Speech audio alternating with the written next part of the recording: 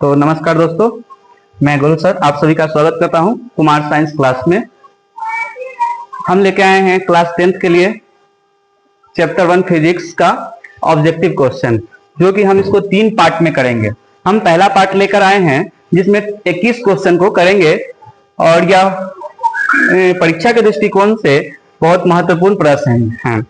ठीक है, तो हम इसको देखेंगे। हमारा पहला क्वेश्चन है, प्रकाश की किरण गमन करती है। ऑप्शन नंबर ए, सीधी रेखा में, टेढ़ी रेखा में, किसी भी दिशा में। हम जानते हैं कि प्रकाश की जो किरण होती है वह सीधी रेखा में हमेशा गमन करती है, क्योंकि कभी हमने यह देखा नहीं है कि प्रकाश की किरण जो है टेढ़ी रेखा में गमन करे, किसी भी दिशा में गमन करे। इनमें से कोई नहीं तो होगा नहीं, इसको हम लोग काट देते हैं। ठीक है, अब हम लोग देखते हैं सीधी रेखा में। मान लेते हैं कोई टॉर्च ले लेते हैं, ये कोई टॉर्च है।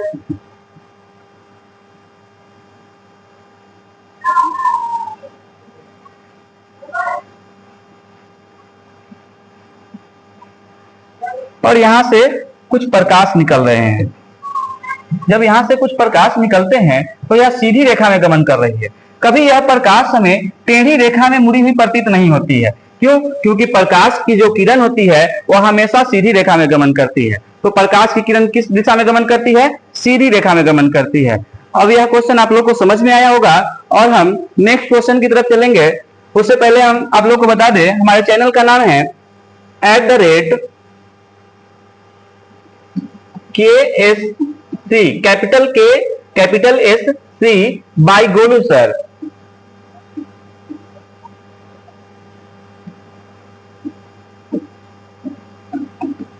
आप लोग YouTube पे जाके सर्च करिएगा तो यह आपको लिंक मिलेगा, उस पे जाके सब्सक्राइब करना है और वीडियो को शेयर करना है, लाइक करना है। ठीक है, तो आप लोग को समझ में आया होगा पहला प्रश्न। उसी प्रकार से हम अब नेक्स्ट क्वेश्चन की तरफ चलते हैं। दूसरा क्वेश्चन है हमारा, प्रकाश का वेग न्यूनतम होता है। जैसा कि हम लोग क्लास में पढ़े थे कि प्रकाश की वेग जल में पढ़े थे, वायु में पढ़े थे, कांच में पढ़े थे, निर्वात में पढ़े थे, सभी में हमने बताया था कि प्रकाश का जो वेग होता है वह कितना कितना होता है। तो हमने निर्वात में बताया था प्रकाश का जो वेग होता है वह 3 × 10⁸ मीटर पर सेकेंड होता है। कितना होता है? 3 × 10⁸ मीटर पर सेकेंड। उसी प्रकार से जल में बताया था हमने 2 × 2.25 × 10⁸ मीटर पर सेकेंड होता है। कितना होता है जल में? 2.25 × 10⁸ मीटर पर सेकेंड। और वायु में जितना निर्वात में होता है लगभग उतना ही वायु में भी प्रकाश की चाल होती है, यानी कि 3 × 10⁸ मीटर पर सेकेंड। यानी कि निर्वात और वायु में दोनों में क्या होते हैं? लगभग समान होते हैं। अब चौथा हमारा ऑप्शन है कांच में। कांच में प्रकाश की चाल होती है 2.0 या कहेंगे इसको 2 कहेंगे 2 × 10⁸ मीटर पर सेकेंड। जैसा कि हमको देखने से ही पता चल रहा है कि सबसे कम किसमें है। हमको देखने से यह पता ज्ञात हो रहा है कि प्रकाश की जो चाल है वह सबसे कम किसमें है। तो option number D4, option number D में है 2.18 × 2.0 × 10⁸ मीटर पर सेकेंड। यानी कि ऑप्शन नंबर डी, प्रकाश का जो वेग होगा न्यूनतम किसमें होगा? कांच में होगा।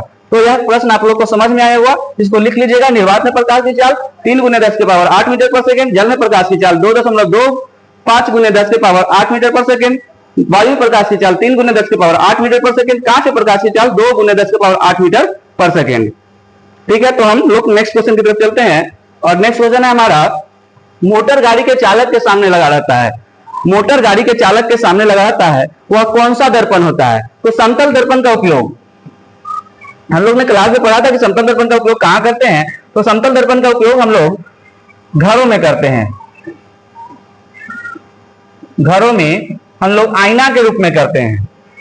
ठीक है, उसके बाद दुकानों में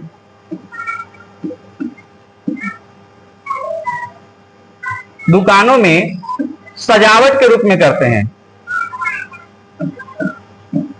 सजावट के रूप में करते हैं। उसी प्रकार उत्तल दर्पण, अब हम लोग मोटर के चालक के सामने यह उत्तल दर्पण का उपयोग करते हैं। उत्तल दर्पण का जो काम होता है वह किसी किरण पे लाकर एकत्रित करने के बजाय यह फैलाता है, और फैलाने के कारण क्या होता है, जो इसमें जितने भी प्रतिबिंब बनते हैं वह छोटे प्रतिबिंब बनते हैं। तो यह छोटे प्रतिबिंब बनाते हैं, और जिसे हमारे मोटर गाड़ी के सामने जो हम लोग लगाते हैं, किसका लगाते हैं, उत्तल दर्पण का लगाते हैं। इसको हम साइड मिरर के रूप में भी बोलते हैं, साइड मिरर। साइड मिरर में हम लोग उत्तल दर्पण का उपयोग करते हैं। और अवतल दर्पण जो होता है वह किरणों को फैलाता है, वह बड़ा करके दिखाता है, इसलिए हम लोग इसको हजामती दर्पण में उपयोग करते हैं। हजामती दर्पण, हजामती दर्पण में इसका उपयोग करते हैं, यानी दाढ़ी बनाने में हम लोग उपयोग करते हैं इसका। अब है उत्तल लेंस। लेंस का उपयोग हम लोग कभी नहीं करते हैं मोटर गाड़ी में। ठीक है, नेक्स्ट क्वेश्चन की तरफ। यह क्वेश्चन आपको समझ में आया होगा और इसको हम लोग नोट करेंगे और नेक्स्ट क्वेश्चन की तरफ हम लोग बढ़ते हैं। Question number 4। अगर थोड़ा फास्ट लग रहा हो तो इसको वीडियो को पॉज करके आप लोग इसको नोट कर सकते हैं। क्वेश्चन नंबर 4, मोटर के कार के हेडलाइट में किसका प्रयोग करते हैं। अभी हमने बताया कि मोटर के जो साइड मिरर के रूप में हम लोग उत्तल दर्पण का उपयोग करते हैं। क्यों? क्योंकि वह हम लोग का जो प्रतिबिंब होता है वह क्या करके दिखाता है, छोटा करके दिखाता है, जिससे उसमें सारे प्रतिबिंब समा जाते हैं। और उसी प्रकार से हेडलाइट में जो होता है हम लोग अवतल दर्पण का उपयोग करते हैं। किसका उपयोग करते हैं? अवतल दर्पण का। समतल दर्पण के बारे में मैंने पिछले क्वेश्चन में बताया, उत्तल दर्पण के बारे में मैंने बताया, तो इसमें अवतल दर्पण में के बारे में बताया था कि अवतल दर्पण क्या करता है, और किसी एक बिंदु पर एकत्रित करता है, और एकत्रित करने के कारण जो होता है हम लोग इसको कार के हेडलाइट में उपयोग करते हैं।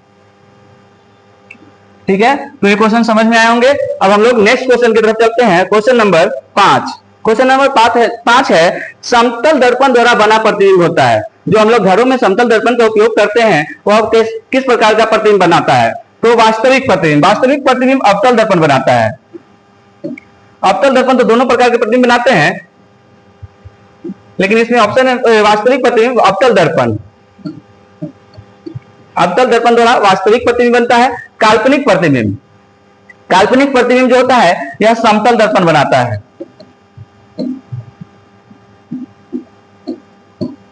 समतल दर्पण द्वारा जो प्रतिबिंब बनते हैं वह काल्पनिक होते हैं, और दोनों तो होगा नहीं, और इनमें से कोई नहीं होगा नहीं। तो अवतल दर्पण द्वारा जो प्रतिबिंब होता है वास्तविक और काल्पनिक दोनों होता है। अवतल दर्पण जो बनाता है, यह अवतल दर्पण जो बनाएगा प्रतिबिंब, अवतल दर्पण वास्तविक और काल्पनिक दोनों प्रतिबिंब बनाते हैं। वास्तविक और काल्पनिक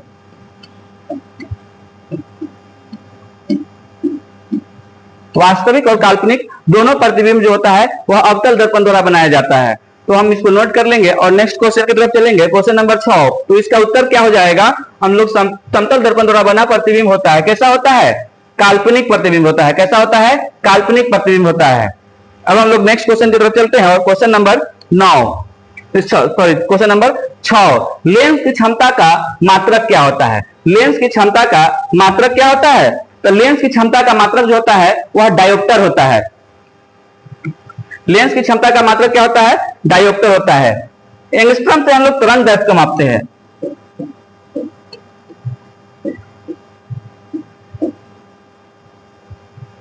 लुमेन से हम लोग ज्योति फ्लक्स को मापते हैं। ज्योति फ्लक्स का मात्रक होता है लुमेन।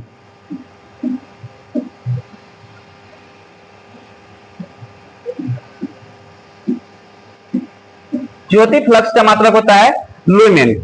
और उसी प्रकार से डायोप्टर किसका मात्रक होता है? किसका होता है? तो डायोप्टर होता है। लेंस की क्षमता का मात्रक क्या होता है? डायोप्टर होता है। और प्रकाश की मात्रा का मात्रक होता है लक्स। प्रकाश की मात्रा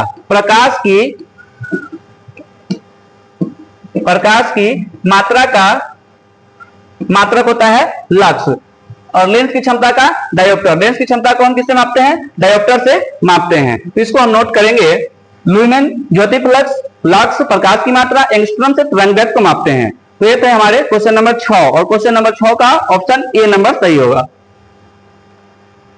क्वेश्चन नंबर 7। प्रकाश की किरण का पथ को दर्शाने वाले चित्र को कहा जाता है। प्रकाश की किरण को जो पथ दर्शाता है उसको हम लोग कहते हैं किरण आरेख। क्या कहते हैं? किरण आरेख। यानी उस चित्र को हम लोग क्या कहते हैं? किरण आरेख कहते हैं। अब है किरण पुंज। किरण पुंज जो होता है वह किरणों के समूह को किरण पुंज कहते हैं। किरणों के समूह को किरण पुंज कहते हैं। क्या कहते हैं? किरण पुंज कहते हैं। किरणों के समूह को किरण पुंज कहते हैं। तो 7 का ऑप्शन नंबर ए सही उत्तर होगा। हम लोग देखेंगे क्वेश्चन नंबर 8। क्वेश्चन नंबर 8, प्रश्न संख्या 8।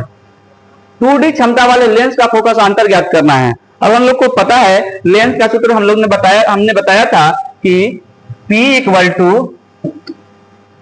100/f। अगर सेंटीमीटर में रहे तो, अगर सेंटीमीटर में रहे तो, एक और बताए थे हमने P = 1/f। अगर मीटर में रहे तो, किस में रहे? मीटर में रहेगा तो ए वाला लगाएंगे और सेंटीमीटर में रहेगा तो ए वाला फॉर्मूला लगाएंगे। और हमारा यहाँ पे ऑप्शन दिया हुआ है सेंटीमीटर में, और हमको दिया हुआ है 2D, यानी कि फोकसांतर दिया हुआ है। तो फोकसांतर दिया हुआ है तो हमको निकालना लेंस की क्षमता दिया हुआ है, लेंस की फोकसांतर निकालना है। लेंस की क्षमता यहाँ पे दिया हुआ है, तो हमको लेंस की क्षमता यानी कि P = यहाँ पे दिया हुआ है 2D, हमको निकालना है F। तो F = हो जाएगा 100/T। F का मान कितने, P का मान कितना है? दिया हुआ है 2D, तो 100/2। और जो निकल के आएगा वो क्या चीज में निकल के आएगा? सेंटीमीटर में आएगा, क्योंकि 100 का उपयोग हम लोग कर रहे हैं। तो 100 वाले में जो होता है 100/f, तो P = 100/f या सेंटीमीटर के लिए होता है। तो हमारा आंसर हो जाएगा F = फोकसांतर = 50 सेंटीमीटर। अब यह प्लस में आया, तो प्लस में जब आता है तो यह उत्तल लेंस रहते हैं। कौन सा लेंस हो जाएंगे? उत्तल लेंस। अगर यही माइनस में जब आता या प्लस में आया तो यह फोकसांतर जो होगा वह कितना हो जाएगा? 50 सेंटीमीटर उत्तल लेंस का हो जाएगा। उत्तल लेंस में जो फोकसांतर होते हैं वह प्लस में होते हैं, अवतल लेंस में जो होते हैं वह माइनस में होते हैं। चलेंगे, इसको नोट करेंगे और नेक्स्ट प्रश्न की ओर चलेंगे। यह हमारा पहला वीडियो है जो चैप्टर 1 फिजिक्स का है, जो 2026 एग्जाम के लिए बहुत महत्वपूर्ण क्वेश्चन है ऑब्जेक्टिव में। तो आप लोग ने आशा करते हैं कि इसको नोट कर लिया होगा। हम लोग नेक्स्ट क्वेश्चन की तरफ चलते हैं। किसी उत्तल लेंस को फोकसांतर 50 सेंटीमीटर है तो उसकी क्षमता ज्ञात करें। अब हम देखेंगे कि किसी उत्तल लेंस, हमने बताया था कि उत्तल लेंस का जो होता है वह हमेशा पॉजिटिव होता है, तो ये निगेटिव वाले तो ऑप्शन कभी होंगे नहीं, क्योंकि उत्तल लेंस में जो होगा वो हमेशा पॉजिटिव में होगा। अब हमारा 2 ऑप्शन बच गया है, तो बच गया तो हम जैसा कि जानते हैं P = फॉर्मूला होता है 100/f, और हमारा यहाँ पे f दिया हुआ है, एकदम सिंपल सा फॉर्मूला है। P = 100/f का मान कितना दिया हुआ है? 50 सेंटीमीटर। 50 यानी कट जाएगा यहाँ से, तो हमारा P = क्या बचेगा? +2D, यानी कि 2 डायोप्टर। प्लस का सिंबल किसमें है? 2 किसमें है? तो ऑप्शन नंबर डी में 2 है। तो हम जैसा कि यह क्वेश्चन भी आप लोग को समझ में आया होगा, और यह जो फॉर्मूला है P यहाँ पे हो जाता है लेंस की क्षमता, और F जो होता है फोकसांतर होता है, और 100 आता है सेंटीमीटर के लिए। अगर वही मीटर में रहता है तो हम लोग 1 का प्रयोग करते हैं। P = 1/f। अगर सेंटीमीटर में रहता है तो हम लोग किसका प्रयोग करते हैं? 100 का प्रयोग करते हैं। तो नेक्स्ट क्वेश्चन की तरफ चलेंगे, और क्वेश्चन नंबर 10। ये क्वेश्चन आप लोग को समझ में आया होगा, और क्वेश्चन नंबर 10 में हम लोग चलते हैं। इसका 9 का जो उत्तर है वह डी ऑप्शन होगा। क्वेश्चन नंबर 10 की तरफ चलते हैं। प्रकाश के किरणों को समूह को कहते हैं। अभी हमने पिछले क्वेश्चन में बताया था कि प्रकाश की किरणों के समूह को क्या कहते हैं? प्रकाश का स्रोत, जिसे प्रकाश हमको मिलता है वह प्रकाश के स्रोत हो जाते हैं, और प्रकाश के किरणों के समूह को कहते हैं। प्रकाश के किरणों के समूह को क्या कहते हैं? किरण पुंज कहते हैं। प्रकाश की किरणों के समूह को क्या कहते हैं? किरण पुंज कहते हैं। अब इसी प्रकार हम लोग नेक्स्ट क्वेश्चन देखेंगे, क्वेश्चन नंबर 11। क्वेश्चन नंबर 11 है उत्तल लेंस की क्षमता होती है। हमने बताया था कि उत्तल लेंस की क्षमता कैसी होती है? धनात्मक होती है। उत्तल लेंस की क्षमता कैसी होती है? अभी हम लोग पिछले क्वेश्चन में जब पढ़े थे तो हम लोग बताए थे कि 2D +2D जब आया था मेरा आंसर, तो उत्तल लेंस की क्षमता प्लस में था, तो इसलिए इसको क्या कहेंगे? उत्तल लेंस की क्षमता क्या होती है? धनात्मक। ऋणात्मक अवतल लेंस की क्षमता होती है। अवतल लेंस की जो क्षमता होती है वह ऋणात्मक होती है। अवतल लेंस की क्षमता कैसी होती है? वह ऋणात्मक होती है। तो ऑप्शन नंबर बी, 11 का जो उत्तर होगा ऑप्शन नंबर बी होगा। हम लोग अगला क्वेश्चन देखेंगे। अगला question, question number 12। Question number 12 को देखेंगे अवतल लेंस, अभी हमने बताया था कि अवतल लेंस की क्षमता क्या होती है, ऋणात्मक होती है। अवतल लेंस की क्षमता क्या होती है, ऋणात्मक होती है। धनात्मक उत्तल लेंस की होती है। किसकी होती है, उत्तल लेंस। उत्तल लेंस की क्षमता धनात्मक हो जाती है। ठीक है, अब हम लोग नेक्स्ट क्वेश्चन करेंगे। ये बहुत ही इजी क्वेश्चन था। अब हम लोग नेक्स्ट क्वेश्चन की तरफ चलते हैं। क्वेश्चन नंबर 13, उत्तल लेंस को कहते हैं, उत्तल लेंस को कहते हैं लेंस। अब आ गया, देखिए उत्तल लेंस का क्या काम होता है, यह किरणों को एकत्रित करने का काम करता है। क्या करता है, किरणों को एकत्रित करने का काम करता है। इसलिए हम लोग उत्तल लेंस को अभिसारी लेंस कहते हैं। क्या कहते हैं, अभिसारी लेंस। उत्तल लेंस को क्या कहते हैं, अभिसारी लेंस कहते हैं। और अवतल लेंस को हम लोग अपसारी लेंस कहते हैं। यह जो होता है वह किरणों को फैलाने का काम करता है। अपसारी लेंस, अपसारी लेंस कहते हैं। अवतल लेंस को कहते हैं अवतल लेंस। अवतल लेंस को कहते हैं हम लोग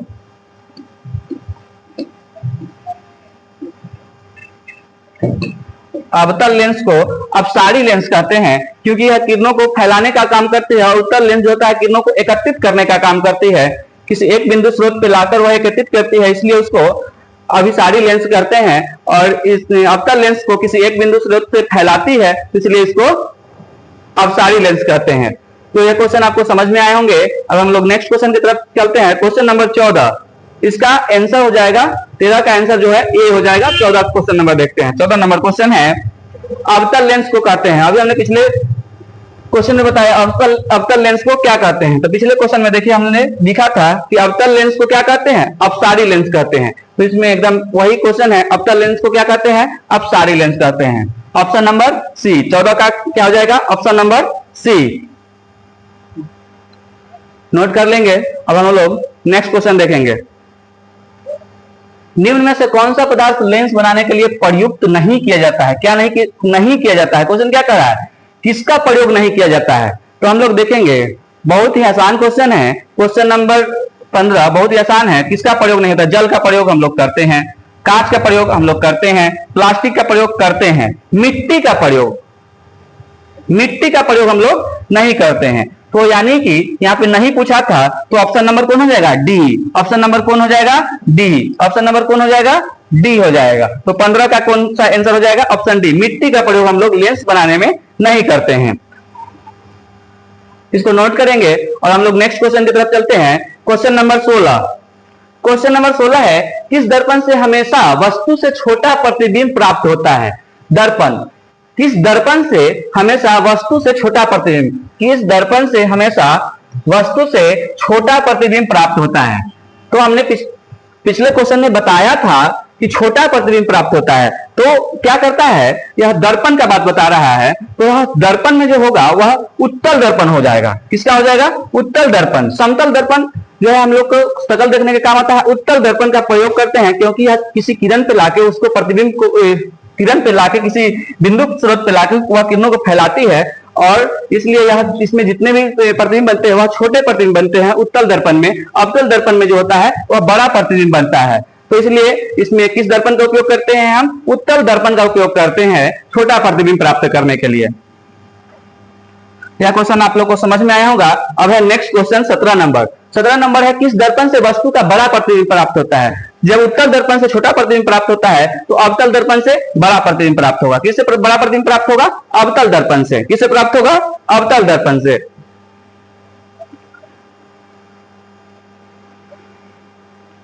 इसको नोट करेंगे और नेक्स्ट क्वेश्चन की तरफ चलेंगे हम लोग। क्वेश्चन नंबर 18, जैसा कि मैंने बताया हमारे चैनल है @KSC by गोलू सर।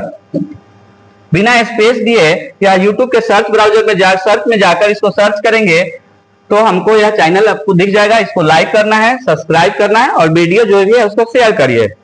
ठीक है, तो हम नेक्स्ट क्वेश्चन की तरफ चलते हैं। नेक्स्ट क्वेश्चन हमारा क्वेश्चन नंबर 18। क्वेश्चन नंबर 18 क्या करता है, प्रकाश के परावर्तन के कितने नियम होते हैं। जैसा कि मैंने क्लास में बताया था, प्रकाश के परावर्तन के कितने नियम होते हैं, तो 2 नियम होते हैं। 1 नियम नहीं होता है, 3 नियम नहीं होता है, 4 नियम नहीं होता है। प्रकाश के परावर्तन के कितने नियम होते हैं, 2 नियम होते हैं।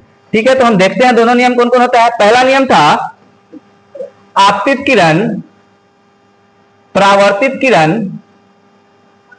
आपतित किरण, परावर्तित किरण और आपतन बिंदु। ये हो गया जब मिलान बिंदु होता है दोनों का, वह उसी को कहते हैं आपतन बिंदु पे डाला गया अभिलंब तीनों एक ही तल पर होंगे। क्या होंगे बुआ? तीनों एक ही तल पे होंगे। ये हो गया बुआ आपके आपतित किरण,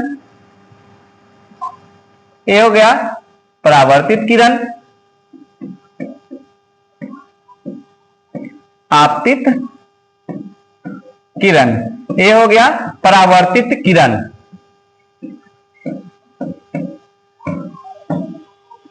परावर्तित, आपतित किरण, परावर्तित किरण, ये हमारा अभिलंब,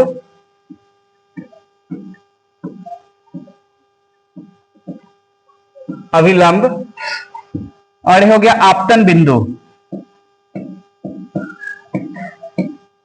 आपतन बिंदु। हमने बताया था पहला नियम होता है आपतित किरण, परावर्तित किरण और आपतन बिंदु पे डाला गया अभिलंब तथा आपतन बिंदु पे डाला गया लंब तीनों एक ही तल पर होंगे। क्या होंगे? तीनों एक ही तल पर होंगे। यह किसका नियम था? प्रकाश के परावर्तन का पहला नियम था। दूसरा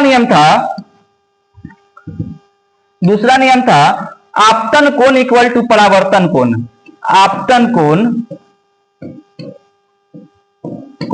बराबर परावर्तन कोण।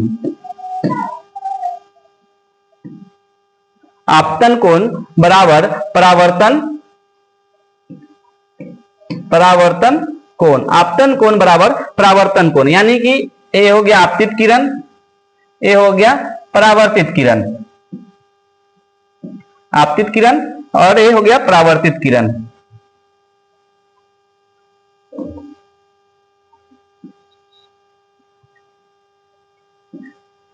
आपतित किरण, परावर्तित किरण और आपतन बिंदु पे डाला गया अभिलंब हो गया ये। यहां पे क्या बोले हम? आपतन कोण, आपतन कोण आई, इसी को बोलते हैं इंसिडेंस रे। परावर्तन कोण आर, इसी को बोलते हैं रिफ्लेक्टेड रे। क्या कहते हैं? Reflected ray. तो यानी कि आपतन कोण इक्वल टू परावर्तन कोण, यानी आपतन कोण और परावर्तन कोण का मान क्या होता है? बराबर होता है। तो प्रकाश के परावर्तन के कितने नियम हैं? 2 नियम हैं। इसको नोट कर लेंगे और आशा करते हैं कि आपको समझ में आया होगा। और हम लोग नेक्स्ट क्वेश्चन की तरफ बढ़ते हैं। Question number 18। इसी प्रकार से हम इसका दूसरा पार्ट भी लेके आएंगे और आप लोग इसको लाइक करना भूलना मत। और नेक्स्ट क्वेश्चन है क्वेश्चन नंबर 19। क्वेश्चन नंबर 19 है जब प्रकाश की किरण हवा से कांच में प्रवेश करती है तो मुड़ जाती है। जब प्रकाश की जो किरण होती है वह वायु से जब प्रवेश करती है, किसमें? कांच में प्रवेश करती है। वायु से कहां प्रवेश कर रही है? कांच में प्रवेश कर रही है। तो मानते हैं ये हवा हो गया। हवा जो होता है वह विरल माध्यम होता है। कैसा होता है? विरल माध्यम। कांच जो होता है वह सघन माध्यम हो जाता है। हवा क्या है? विरल है, विरल माध्यम हो गया। और यहां से कोई प्रकाश की किरण आ रही है,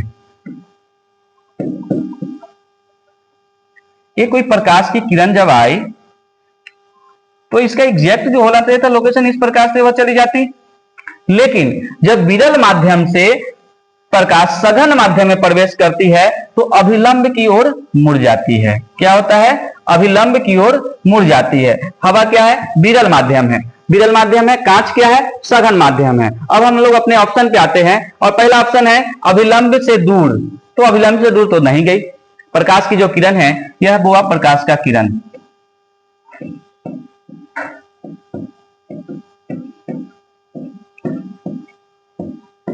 प्रकाश की किरण, ये कोई प्रकाश की किरण है, इसको एग्जैक्ट जाना चाहिए था इस तरह से। लेकिन यह क्या होता है? विरल माध्यम से सघन माध्यम में जब प्रकाश प्रवेश करती है तो यह अभिलंब की निकट यानी अभिलंब की तरफ आ जाती है। इसलिए हमारा ऑप्शन नंबर बी, अभिलंब के समांतर तो कभी होगा नहीं, इनमें से कोई नहीं होगा। और हमारा option number B, question number 19 का ऑप्शन नंबर बी सही उत्तर होगा। क्वेश्चन नंबर 19 का ऑप्शन नंबर बी सही उत्तर होगा। और हम लोग को अब 2 प्रश्न बचे हुए हैं और क्वेश्चन नंबर 20 हम लोग देखते हैं। क्वेश्चन नंबर 20 में है फोटोग्राफी कैमरा का अभिदृश्यक होता है। फोटोग्राफी कैमरा जो अभिदृश्यक होता है वह लेंस का बना होता है, लेकिन यह कौन से लेंस का बना होता है, यह किस लेंस का प्रयोग हम लोग करते हैं उसमें, तो हम जानते हैं कि उत्तल लेंस जो होता है किरणों को एकत्रित करने का काम करता है। लेंस में जब हम आते हैं तो उत्तल लेंस जो होता है किरणों को एकत्रित करने का काम करता है और एकत्रित करता है, इसलिए हम लोग फोटोग्राफी कैमरा में किसका उपयोग करते हैं, उत्तल लेंस का प्रयोग करते हैं। अवतल लेंस जो होता है वह किरणों को बिखेरने का काम करते हैं, किसी बिंदु स्रोत से वह बिखेरता है, इसलिए इसका प्रयोग हम लोग नहीं करते हैं, क्योंकि उत्तल लेंस जो होता है हम लोग को छोटा प्रतिबिंब बना के दिखाता है, किरणों को एकत्रित करता है और वह छोटा प्रतिबिंब बना के देता है। अब हम लोग एक नेक्स्ट क्वेश्चन करेंगे, नेक्स्ट क्वेश्चन नंबर 21 जो आज का लास्ट क्वेश्चन होगा।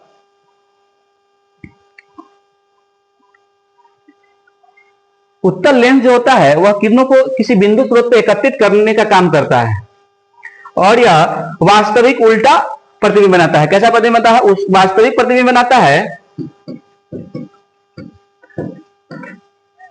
वास्तविक उल्टा प्रतिबिंब बनाता है। और जब भी वास्तविक प्रतिबिंब बनेगा यह उल्टा प्रतिबिंब बनाएगा, इसलिए हम लोग किसका उपयोग करते हैं, फोटोग्राफी कैमरा में उत्तल लेंस का उपयोग करते हैं।